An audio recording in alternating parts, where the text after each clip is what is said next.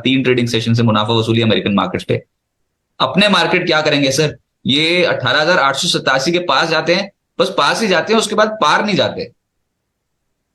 रजी देखिए, जब भी कोई भी स्टॉक अपने रेजिस्टेंस लेवल पे जाता है या हम बोले कि बॉर्डर लेवल पे जाता है, तो थोड़ा सा वहाँ पे वेट एंड वॉच करता है। तो अगर आपको अगर परसों का ट्रेडिंग सेशन ध्यान हो 19 जून का, जिसमें हमने करीबन 0.37% की गिरावट देखी थी, और उसके बाद अगर आप कल का ट्रेडिंग सेशन देखेंगे तो वहां पर करीबन 0.33% की रिकवरी रही। और उससे पहले अगर आप देखेंगे तो 0.21 की। तो अल्टीमेटली जो एक सेलिंग प्रेशर आता है उसके बाद बड़ी अच्छी तरीके से रिकवर होते हैं। तो कहीं ना कहीं अगर आप देखेंगे तो हम अगेन बिल्कुल हाई के आसपास 18,875 के लेवल के आसपास आते हुए दिखाई दिए हैं।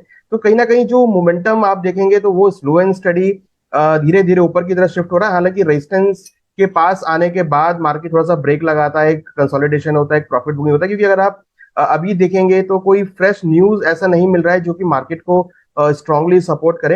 हालांकि मेन फोकस जो था वो एफओएमसी के मिनट्स पे था, वहां पर भी कोई ऐसा आशाजनक स्टेटमेंट नहीं देखने को मिला। बट कहीं ना कहीं जो जिस तरीके से वो अभी ये स्टेटमेंट कह रहे हैं कि उनको अभी 2% महंगाई काबू करने में टाइम लगेगा, तो that is actually positive for Indian economy, because जो एफपीआई का इन्वेस्टमेंट है वो इंडिया की तरफ शिफ्ट होता हुआ दिखाई देगा। और इस स्टेटमेंट से यूएस के अंदर अनसर्टेनिटी बनती हुई दिखाई दी है। तो इन्वेस्टमेंट के तौर पर भारतीय बाजार जो है काफी लिक्विडेटिव लग रहे हैं, क्योंकि जिस तरीके से हमने इंडिया का जो होलसेल प्राइस इंडेक्स है, इन्फ्लेशन है, वो कंट्रोल में होते हुए दिखा है।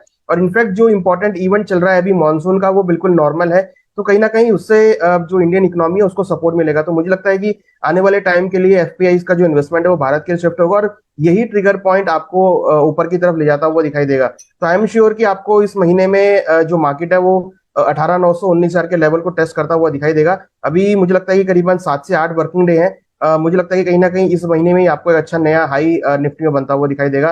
करीबन मैं एक्सपेक्ट कर रहा हूँ कि 18,900 से लेकर 19,000 तक के लेवल आपको यहाँ देखने को मिल सकते हैं।